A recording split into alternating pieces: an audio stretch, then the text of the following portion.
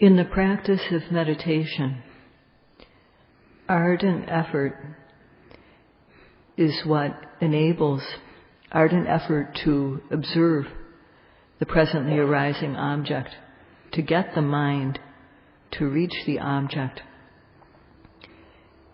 is a very important energy to develop. If one doesn't develop it, it won't be there. One has to actually produce it. And if our effort to observe the arising object isn't good, then the mind will be lax, and our Viriya will decrease. And then the states called kusita, hina Viriya, will arise. And then tina and meda, sloth and torpor, will overwhelm one. This is a state that makes the mind retracted. The mind just wants to take it easy when sloth and torpor are there. If that's the case, we won't be able to get the upper hand over the kilesas, the mental defilements, which have been following us throughout lifetimes. Sila keeps our physical and verbal behavior under control so that transgressive kilesas are not performed. But if we don't develop mindfulness, sati, then kilesas will enter in the mind, kilesas, the obsessive kilesas. So, to the extent that our effort to observe the arising object is weak or absent, to that extent, defilements, kilesas, will enter the mind. And then in 1 minute, 1 minute of not making the effort to note the arising object each time, there will be about 60 moments of the kilesas entering the mind. In 5 minutes, there will be 300 instances where kilesas are just entering the mind, one after another. And in 1 hour, there will be 3,600 moments where kilesas are entering one's mind stream. So, if one doesn't apply effort to observe the arising object, then kilesas enter the mind automatically. If the effort is there, though, to get the mind to observe the object every time the object arises, this effort closes the path to kilesas. It cuts off laziness, so it closes off the kilesas. And Viriya is the factor which can get the upper hand over laziness. When vitakka, aiming, is present, vitakka is the quality that is the opposite of sloth and torpor. So this makes the mind even better. It makes the mind fresh and open. Therefore, having effort and aiming to observe every arising object is an important task. This is why Sayadaw has been speaking about it day after day. And those who practice according to the instructions realize why this is valuable. They are getting the benefits of the practice and they value effort. Today, Sayadaw would like to speak about just how much value is added to our life due to making effort in the practice. And he will discuss this in terms of theory and practice. We human beings live in a world of the senses. We live in a world where there are many desirable sights, desirable sounds, pleasant smells, good things to eat, touch, pleasant mental objects. And except for the time we're asleep, we are experiencing these kama sense objects. If there's no control of the mind, then there will be greed arising full time. Or if we meet up with something dissatisfying, there will be anger. Living among humans, this is what happens. Those who don't like this situation look for a place that is free of this type of companionship. And this freedom, separation, is called viveka. There are 3 kinds of viveka, or solitude, it is sometimes called. One is kaya viveka. 2 is chitta viveka. And the 3rd type of solitude comes as a benefit of purity. And Sayadaw will speak about the 3rd type later. So seeking for a place that is free of people, of companions, looking to find kaya viveka. We search for a place that is free of companionship, especially a place that is free of one's own particular partner. And this is called asama, a place where one can work to put out the fires of greed, hatred, and delusion, of lobha, dosa, and moha. And in such a place one gains kaya viveka. Yes, other people are there with you, but they are not people who give priority to sense pleasures. They are people who have a similar attitude of trying to gain freedom. So at this place, one has kaya viveka at a center like this. But having kaya viveka, physical solitude, if one can't control one's mind, then one's mind will be all over the place. So one will not have chitta viveka, seclusion of mind. And without chitta viveka, there will be no happiness, no mental happiness. So one needs a method for controlling the mind. And there's the method of samatha. And also there's the method that we practice here, which is Vipassana. This is the method of observing at every arising, always guarding the mind. So when an object arises, we apply effort to reach the object and aiming. And with these 2 factors performed again and again, the mind comes to stick to the object. It falls collectedly on the object. In 1 minute, the mind is collected upon the object, sticking with the object, staying with it 60 times, let's say. And when the mind sticks to the object time and again like this, one has gained chitta viveka, seclusion of mind. The mind is free of lobha, greed, dosa, anger, and moha, delusion.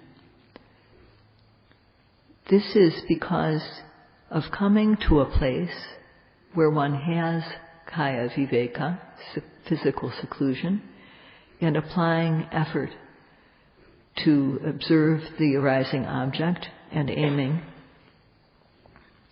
And doing this, we gain chitta viveka. Just as one needs to apply effort every time that a newly arising object occurs in order to make the mind stick to the object. So too, the jhanic factor of aiming must also be present. Aiming is a jhanic factor, and this word jhanic means to focus, focus intensely, and to stick with the object. So when the rising arises, one makes effort to get the mind to the object, and the mind sticks. When the falling arises, one makes effort, aiming accurately to make the mind stick to the object. And doing this again and again, the mind comes to meet the object exactly. It becomes concurrent with the object, and as Sayadaw mentioned last night, it's as though it rubs against the object because it stays with it for the whole time. When the mind falls upon the characteristic of stiffness, the mind knows this, encounters stiffness. It rubs against the stiffness. When there's tension, the mind is concurrent with the tension. When there's movement or vibration, the mind is as though it's rubbing against the vibration.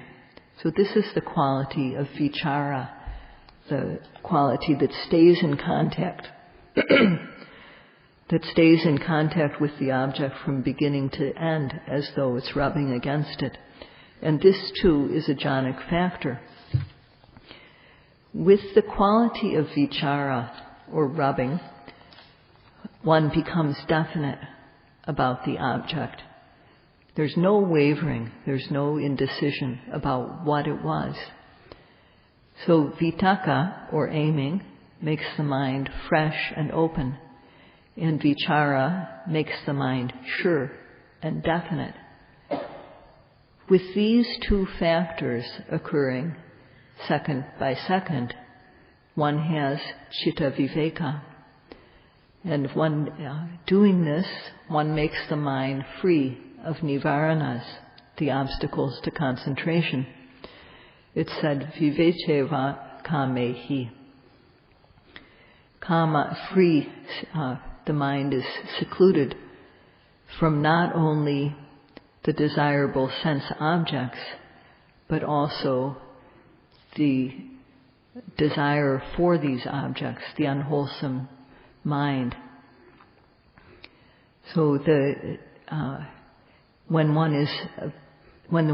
the mind is secluded, kilesas don't arise with regard to the desirable sense objects. When the mind is definite about the object, there's no doubt, there's no vicikecha about the object, no wavering. So in addition to, in order to get seclusion of mind, citta viveka, in addition to having physical seclusion, one needs to have aim as well as effort. Because with aim, vichara arises. So it's also said, that's why it said, viveceva kamehi, secluded from the desirable sense objects, and secluded from the sense desires that could arise regarding those objects. Kilesas have no chance to arise. Instead of kilesas, one has developed viriya, effort, and aiming. So it is also said, vivecha akusalehi tamehi, that the mind is secluded from unwholesome dhammas, akusalas, that is, the unwholesome mind that is connected with lobha, the unwholesome mind connected with dosa. Because our aim is accurate, the mind comes to be concurrent with the object, rubbing against it. And then one is free of akusala, the unwholesome mind. One who understands this and applies the instructions, making the effort to observe each arising object, and aim. One gets the benefits of doing this. One gains this secluded mind, and this benefit is not small. It is not insignificant.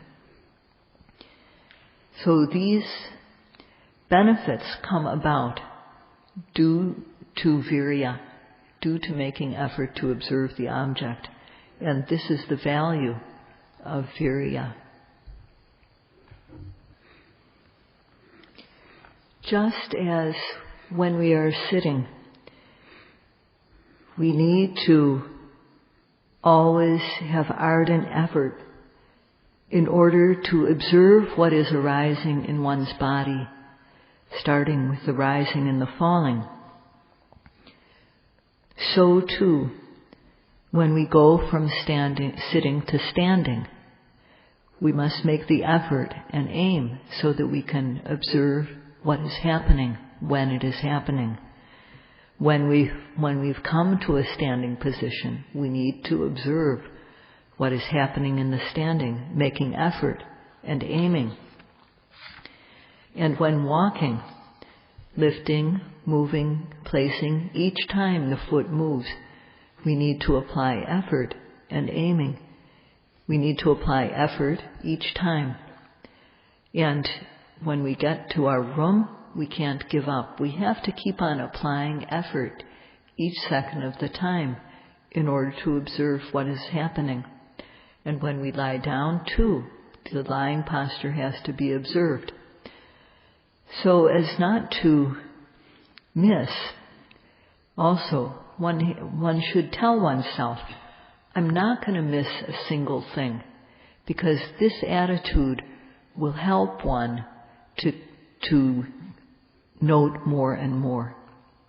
So one's observation needs to be active. One has to have active effort, not sluggish effort. And then what happens is called viveka-jan piti sukhan. So it's said that vivecheva kamehi, vivecha akusalehi tamehi. So if one doesn't apply effort or aiming, then kilesas come in. But with these factors of effort and aiming each second, the mind becomes free of the nivaranas, the obstacles to concentration. The mind becomes clear and bright. This is what happens when we have citta viveka. This clear mind arises. Akusala, unwholesome mind states, are prevented from coming into the mind. So this clear mind comes because of seclusion, because of citta viveka. And following on this clear mind, there's joyous interest. This is delightful. And happiness, sukha. And tranquility. So where do these qualities come from? They come from our having come to a place like this, where we can put out the kilesas. And then, in order to develop seclusion of the mind, making effort and aiming in order to observe each arising object.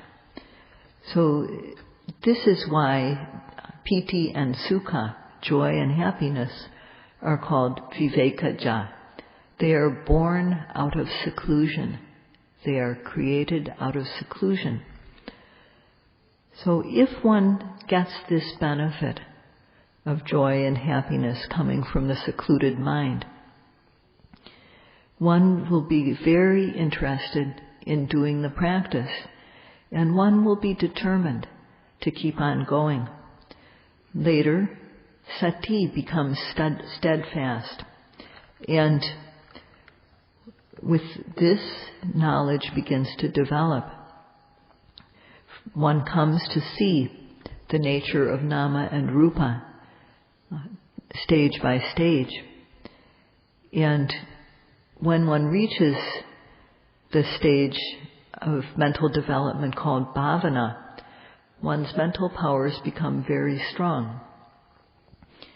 So the benefits of Viriya, making effort to observe the object, are first of all, Viriya overcomes laziness. And following on Viriya, sati occurs. This blocks out the defilements called the kilesas. And samadhi occurs so that there's no more scattered mind. The mind is collected, unified. These are the benefits of the practice. And these benefits make one's value as a human being increase. In the world at large, starting from the time, looking at people of all ages, from newborns up until the very elderly, for the most part, what is happening? For the most part, people lack Viriya to dispel the kilesas. People lack the factor of aiming to keep the mind focused on the object. Without these two factors, kilesas are what will be happening, mental defilements. So, how will people be if they don't have any method the way we do now, any method for putting out the fire of the kilesas? So what will happen with these people? Will their Creator take responsibility for their defilements? Will the Creator undertake to, no matter whether they do good or bad, will the Creator take responsibility for them? The Buddha said that the only Creator is we ourselves. We are the ones who make our own life.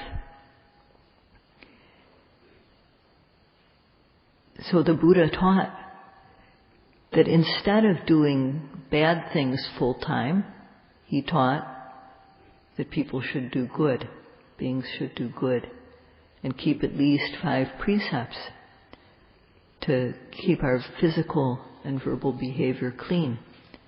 And he taught a method for controlling the mind. So with this method taught by the Buddha, the mind is not sluggish, it's active. So in order to have a mind that has sati, which sticks to the object, one applies effort every second of the time. And in 60 seconds, 1 minute, there will be 60 times of making this effort, this active effort. In 5 minutes, 300 times.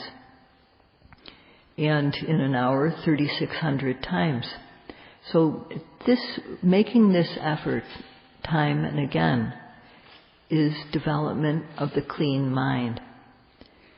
And eventually, samadhi develops, collectedness of mind, and later knowledge. In the world at large, this is missing. And consequently, the value of most people's life, if you look in terms of this, their value is very low. Their level of life is very low. Here, at this center, the yogis make the effort to observe every arising object and aim. So they follow the basic rule of Vipassana to note at every arising. Always guard the mind with vigilant mindfulness.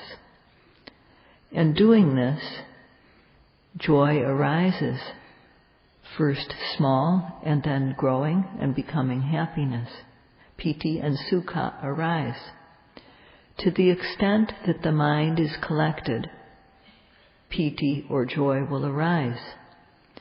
And later in the practice, one comes to realize a unique happiness that never gets boring, never gets old. At that point, one knows that there is nothing valuable in sense pleasures. And at that point, the Dhamma that one is practicing pulls one along. So one with Viriya, one who makes effort, steadfast, strenuous effort to observe time and again the arising object, who makes their mind free of kilesas through this effort. One day in the life of such a person is better than 100 years in the life of a person who makes no effort at all and who just dwells caught up with sense pleasures. And this is what the Buddha said, and one can evaluate this statement for oneself. The Buddha praised the one who cherishes and values the results that come from Viriya, who comes to a place like this and makes effort to observe the object time and again. The Buddha said, Yocha vasa satang jive, kusito hina viryo, ekahang jivitang seyo, virya marambato tanlang. So this means that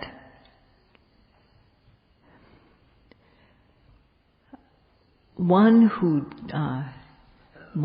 dwells caught up in sense